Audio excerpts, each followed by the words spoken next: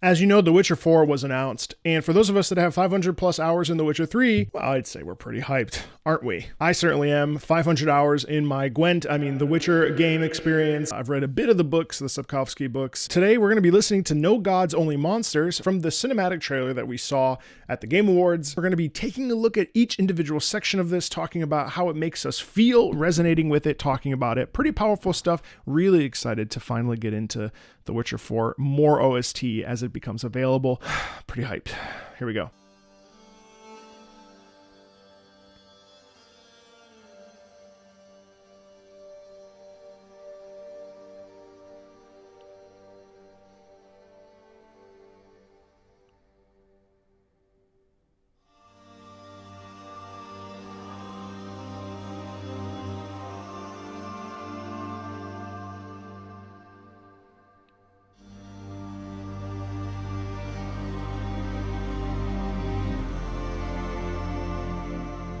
What I really like about this is the slow chords. Obviously, this is when the girl is emerging out from the cave and sort of this moment of celebrating her eventual sacrifice. It almost feels like she's giving herself. There's a dowry aspect of it, like the father giving his daughter over to this fog monster being that is living in the mountain structure, the cave, the crevice in the mountains. And so as she comes out, I mean, the music here is really, obviously it's long. And what we end up hearing, because of the legato and because of the long sustained notes, what we end up feeling is that fog.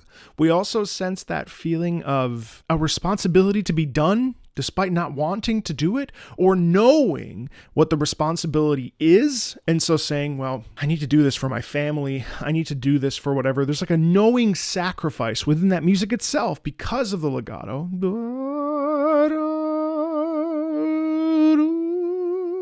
As we slide up, the upwards motion is almost the question. It's a possibility, right? There's an expansiveness about that sort of sound leaning in the upper register and then sort of dissipating. It's very, very, very broken. And I think it does a great job right away of showcasing the sort of landscape that we're going to find ourselves in when it comes to the Witcher storyline. I don't think that this piece is sexy. And it's not a battle theme per se. We do get a little bit of that later on, right? But what we end up getting here is a real heart tragedy, right? A loss of innocence for sure that comes into there. And just in 40 seconds, the sort of natural, again, it's all about the instrumentation choice and also then the long sustained bowing of it. I think it's like a hurdy-gurdy. I don't actually know what this is. A chimbalo, I don't know. But all of that sort of pulling of it is really interesting.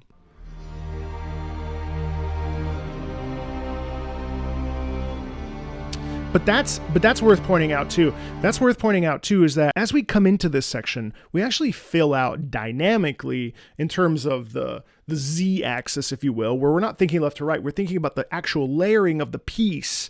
That's where we get the fullness of the sound with the strings and the orchestra coming in as well to support this sort of, this is the moment. It's that release of breath, right?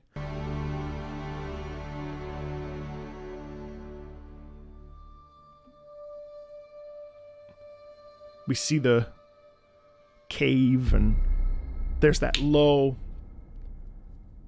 donk, right?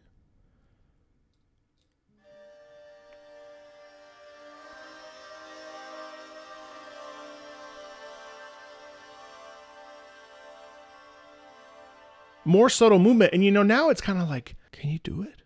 Can I do this?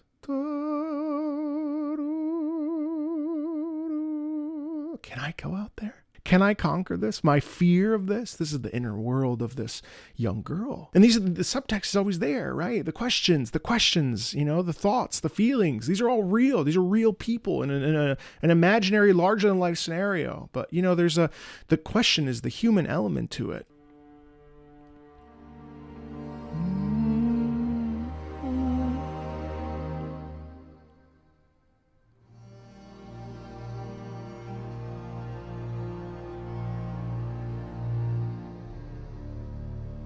notice that when we finally get down and we finally go down to the lower note, because everything's been up and the question pointing, now when we get down low, what we end up with is this large bass. The bass is really there's the nefarious quality of that death that's awaiting at the other side of that path, right? That's the answer. The question is, can I do this? And then death replies, no, right? Ooh, it's very interesting stuff.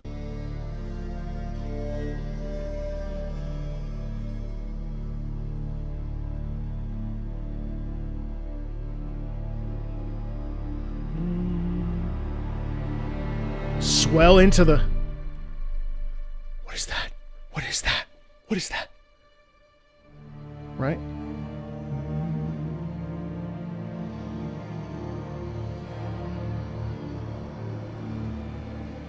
Now we get fear.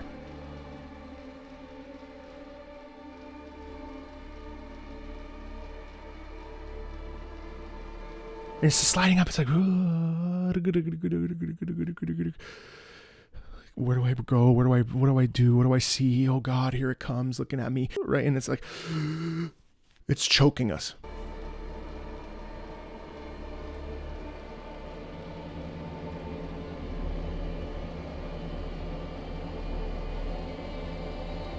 The vocals come in here.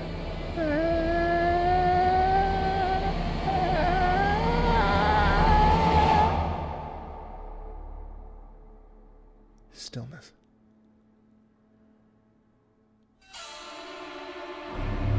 The turn. Not a lot of rhythmic movement here.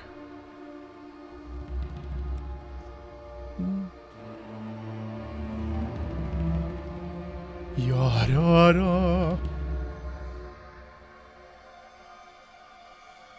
Creeping, crawling strings pressing themselves against us. Horror strings there.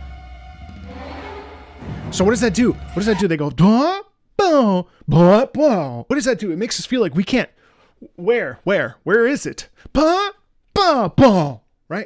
Because it's not going It's not a repetitive pattern that we can hold on to. We don't want anything melodically or rhythmically to connect us to what's happening. We don't want the musical experience to latch us onto something so that we feel comfortable and we feel safe. No, exactly. This part is all about terror, about not knowing where the angle is coming from, the angle of attack. Where are we? What are we doing? I don't know. We don't want to feel comfortable there. And then it's cacophony. When we clash, we meet. Now, and I believe this is going to be the main theme of the. I mean, I have a feeling. That appears multiple times in this, but this is where we really get the that clash, right?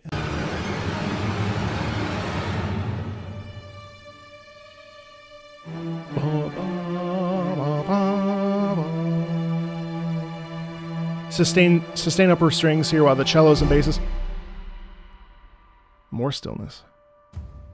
Now we kick in. Now.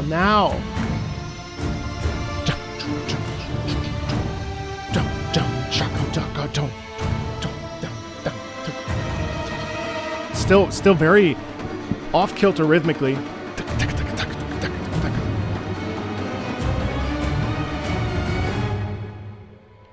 Here comes that sort of Bulgarian folk Slavic folk sound here that we love about The Witcher, don't we? There it is again. But it's distorted. It's being pressed down, compressed. Ciri's being pushed into the ground, suppressed by this monster, and then...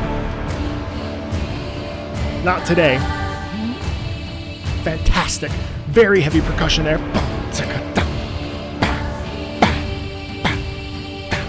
Right? Oh my fucking God, yes.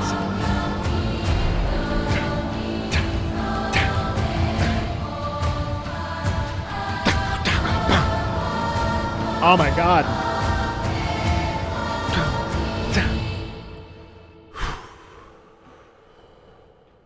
bro.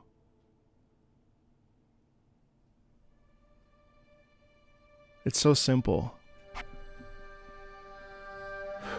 Yeah, it's so evocative of audacity, of rage, of vengeance, of violence, of brutality.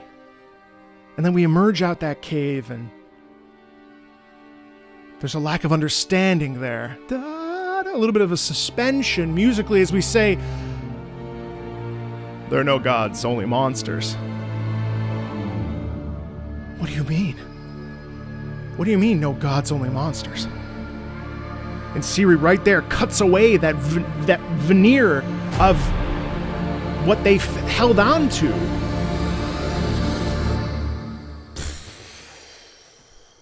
I mean, we're talking about the composers of Cyberpunk 2077. We're talking about The Witcher 3's soundscape. We're talking about the evolution of a sound that we saw glimpses of in Cyberpunk 2077 with Never Looking Back. And I'm just so excited to see where we go. I mean, you have to understand that The Witcher 3 is one of my most beloved games ever. And I used to work out to Sword of Destiny and The Hunt, the Great Hunt.